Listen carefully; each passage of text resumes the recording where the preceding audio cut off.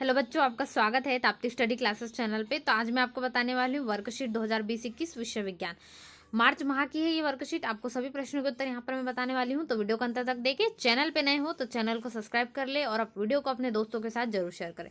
तो विज्ञान विषय के सारे प्रश्नों के उत्तर हम देखेंगे। तो चले शुरू करते हैं खंडा से। तो यदि आप चैनल पे नए हो या आपने अभी तक चैनल को सब्सक्राइब नहीं करा है तो फटाफट सबसे पहले चैनल को सब्सक्राइब कर लीजिए, क्योंकि यहाँ पर आपको सभी विषय की वर्कशीट, सभी क्लासेस की वर्कशीट के प्रश्नों के उत्तर मार्च माह के मिलने वाले हैं। तो खंड अ से हम शुरू करते हैं। चलिए प्रश्न क्रमांक 1 से शुरू करते हैं विज्ञान विषय का। तो यहाँ पर पहले प्रश्न में आपको क्या पूछा गया, यहाँ पर आपको बताया गया है एक पूजो कहीं जा रहा था, साइकिल से अनियंत्रित होकर गिर गया और उसका खून बहने लगा। तो ये सब कुछ आपके इसके संबंधित कुछ प्रश्न पूछे गए। इन प्रश्नों के हम उत्तर देखने वाले हैं। तो पहला क्वेश्चन है आपका, खून जो है वो बंद क्यों हो गया बहना? तो क्यों हो गया? क्योंकि यहाँ थक्का जम गया था। तो यहाँ पर उत्तर आ जाएगा आपका थक्का जम गया। दूसरे प्रश्न में आपको पूछा गया है रक्त का लाल रंग क्यों होता है या किस कारण होता है, ऐसा भी प्रश्न आता है। तो क्या होता है, इसका कारण हम लिखेंगे हीमोग्लोबिन की उपस्थिति के कारण रक्त का रंग लाल होता है। मतलब क्या कारण हो गया? हीमोग्लोबिन की उपस्थिति। तो आप इतना भी लिख सकते हैं, यदि आपके पास जगह नहीं है तो लिख देंगे हीमोग्लोबिन की उपस्थिति के कारण इसका रंग लाल होता है। तो ये हो गया आपका प्रश्न का उत्तर। अगला प्रश्न है तीसरे नंबर का। आपको यहाँ पर कोशिकाएं लिखना है, लाल रक्त कोशिका और श्वेत रक्त कोशिका, प्लाज्मा यानी कि प्लेटलेट्स, ये जो होते हैं ये सारे यहाँ पर आपके नाम आ जाएंगे। आपको कोशिकाओं के नाम लिखना है, तो लाल रक्त कोशिका, श्वेत रक्त कोशिका और प्लाज्मा, ये आप लिख लेंगे इस प्रकार से नाम। हो गया तीसरे प्रश्न का उत्तर। चलिए चौथे प्रश्न का उत्तर देख लेते हैं, इसी का हमने देखे। तो यहाँ पर आपका उत्तर क्या हो जाएगा? रक्त प्लेटलेट्स, ये आपका उत्तर हो जाएगा। यहाँ पर ये होती है कम या ज्यादा होते रहती है प्लेटलेट्स, तो यहाँ पर आपको इफेक्ट पड़ता है इसका अपनी बॉडी पर।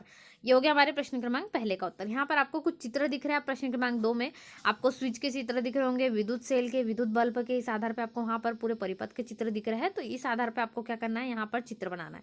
तो पहला चित्र विद्युत सेल में बंद विद्युत परिपथ का, ये जो चित्र आपको दिख रहा है ये बंद विद्युत परिपथ के लिए चित्र है। तो बंद विद्युत परिपथ का चित्र इस प्रकार से आप बनाएंगे।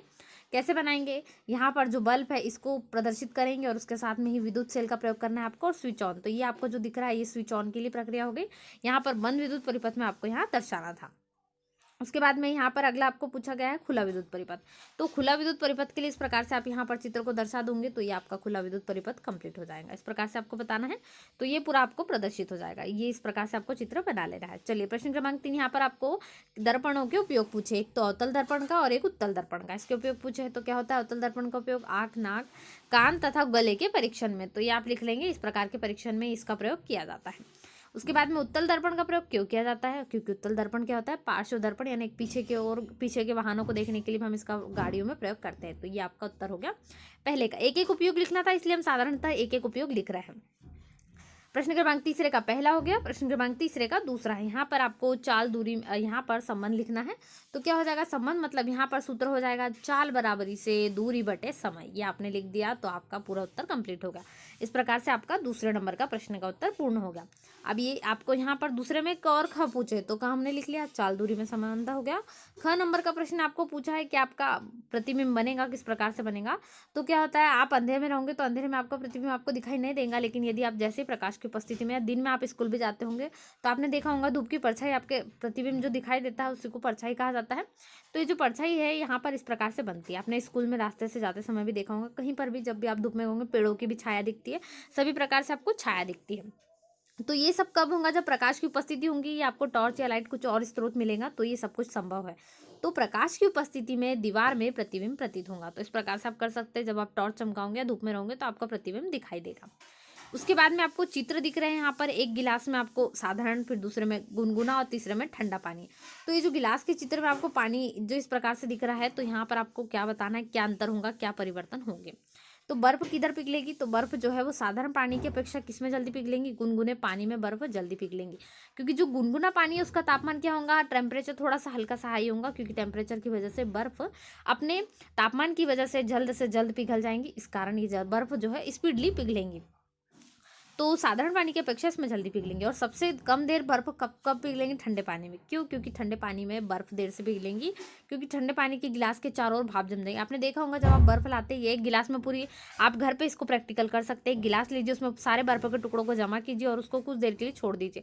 आप देखेंगे गिलास में से धुआं निकल रहा है या सफेद कलर का वो जो है भाप जम जाती है, वो कौन सी है? वो ठंड के कारण जो है। इस प्रकार से ओस आपने देखा होगा, बस वही प्रयोग वहां पर आप कर सकते हैं। तो ये पूरे ओस की बूंदे वहां जम जाती है।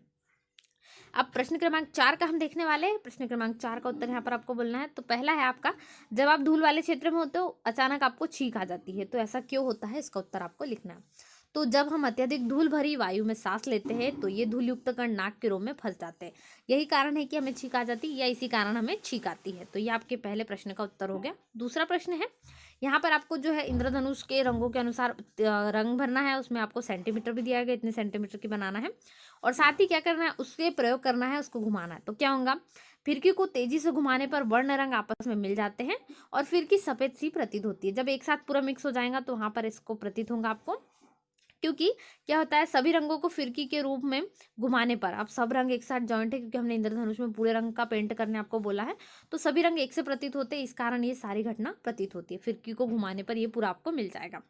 चलिए आगे का प्रश्न देख लेते हैं, किस प्रकार से आपको आगे के प्रश्न पूछे गए। प्रश्न क्रमांक 5 आपको यहाँ पर पूछा गया है। यहाँ पर प्रश्न क्रमांक 5 में आपको बताना है क्या भोजन के पाचक में सहायक जो होता है वो किस प्रकार से पूरे आपको यहाँ पर बताना है। तो अम्ल के प्रभाव को किस प्रकार से उदासीनीकरण प्रक्रम है वो पूरा आपको बताना है। तो क्या हो जाएगा इसका उत्तर, यह भोजन के पाचन में सहायक होती है। जब आमाशय में अम्ल की मात्रा अधिक होने अपाचन हो जाता है, अधिक होती है तो क्या होता है, हमें अपचित लगता है। कभी कभी अपाचन कष्टदायक होता है।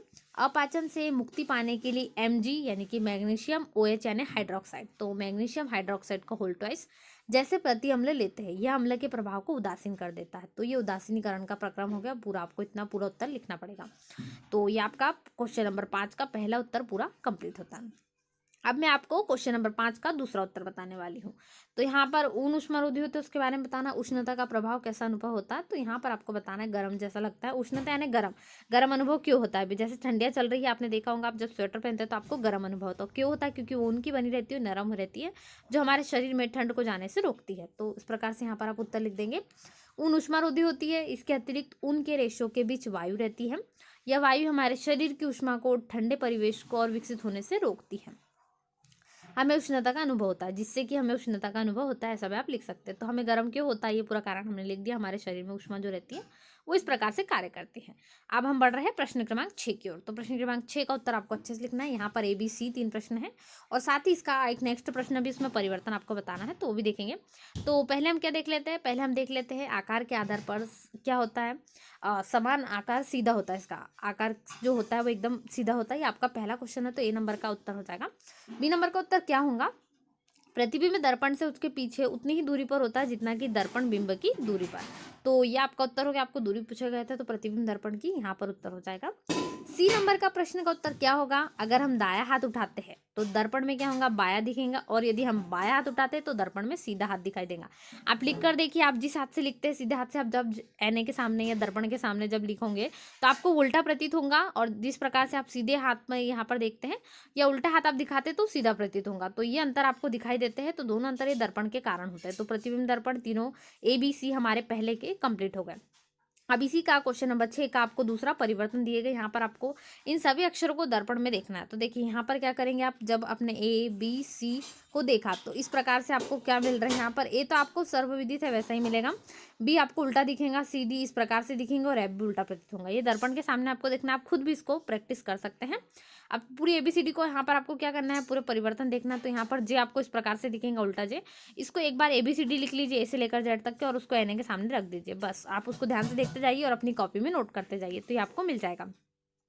J इस प्रकार से दिखेगा, KL, साथ ही M इस प्रकार से, N इस प्रकार से, O तो सेम दिखेगा, O में कोई परिवर्तन नहीं आएगा, A और O दोनों में कोई परिवर्तन नहीं आता है।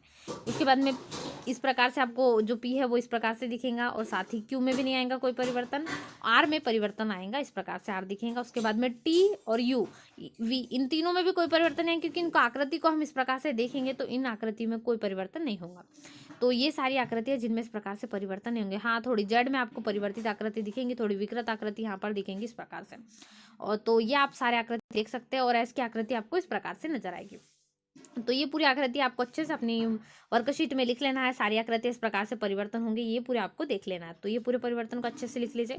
तो आज हमने देखा कक्षा 7वीं विज्ञान विषय के सारे प्रश्नों के उत्तर हमने देखे, साथ ही साथ पूरे पूरे वर्कशीट के प्रश्नों के उत्तर हमने कंप्लीट कर ली है। यदि आपको कोई प्रश्न में दिक्कत आ रही है, कोई प्रश्न नहीं बन रहा है, तो कमेंट करें, आपको सभी प्रश्नों के उत्तर मिल जाएंगे। तो चैनल को सब्सक्राइब कर लेना है। चैनल पर नए हो और आपने अभी तक चैनल सब्सक्राइब नहीं करा है, तो फटाफट चैनल को सब्सक्राइब कर ले, वीडियो को लाइक करें, अपने दोस्तों के साथ वीडियो को जरूर शेयर करें, क्योंकि यहाँ पर आपको सभी क्लासेस के वर्कशीट के सभी प्रश्नों के उत्तर मार्च माह के मिलने वाले हैं, इसलिए चैनल को सब्सक्राइब जरूर करें। तो मिलते हैं नए वीडियो में, वीडियो को लाइक करें, अपने दोस्तों के साथ जरूर शेयर करें। Thanks for watching.